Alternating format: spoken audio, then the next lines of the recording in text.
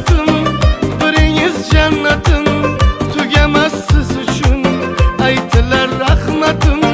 Biz uchun haromda, quvonchga to'lingda, 80-90da yasharib yuringda.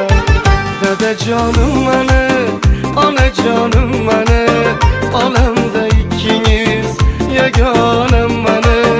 Dadajonim